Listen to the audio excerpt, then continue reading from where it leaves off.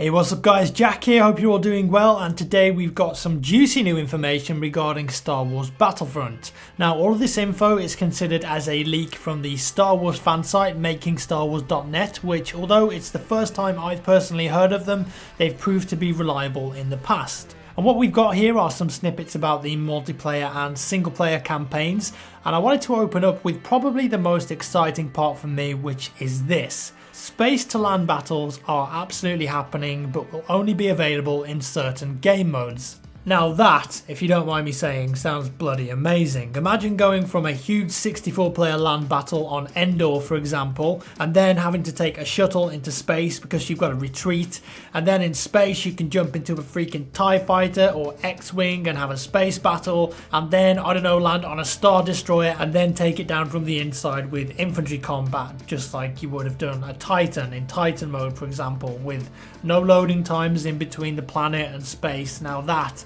sounds epic. And then maybe after that, who knows, maybe you can go and land on a different planet and fight some more in a different environment with and against different creatures and vehicles. Just the thought of that sort of multiplayer gameplay really tickles my pickle.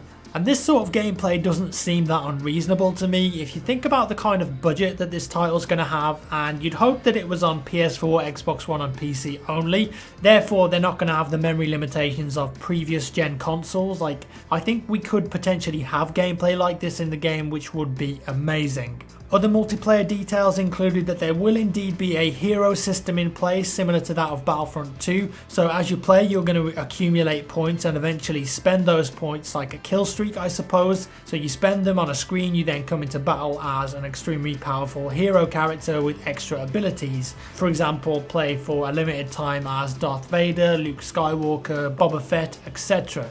Interestingly, the post states that the last section of the game is going to take place before and during the opening segments of The Force Awakens, which is of course the new movie Episode 7 that's due for release a few weeks after the expected launch of the game. And on top of this, there'll also be playable characters in the game from The Force Awakens and new versions of the X-Wing and TIE Fighter to play around with.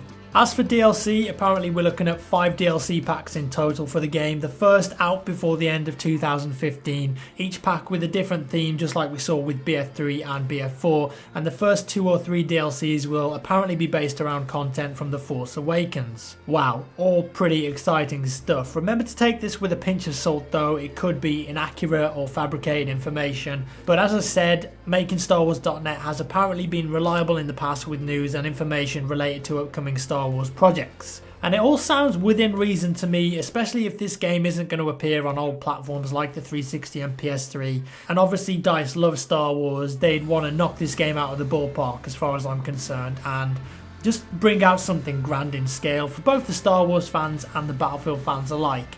Personally, I just can't wait to see some actual gameplay of Battlefront, to be honest. I just want to see how the game looks, how it feels, get some actual concrete information about the multiplayer element from DICE, which I'm pretty sure we're going to find out very soon. And that's all we've got for now, folks. Let me know your thoughts down in the comments. Do you think this is legit information? Do you think it's within reason or completely fabricated? And finally, I've got a sponsored promotional message from a website called Opinion Outpost. They're a research company that rewards you with money and gift cards for Amazon, iTunes, etc. in exchange for sharing your opinions on brands and varying subjects by completing surveys. So for example, they might want your opinion on a TV show, a movie, new products, politics, that sort of stuff. It's completely free to join, and also they've got a quarterly prize draw of $10,000 for active members. Link is down in the description below if you want to click on that and check it out. Thanks for watching guys, may the force be with you, and I'll see you in the next one.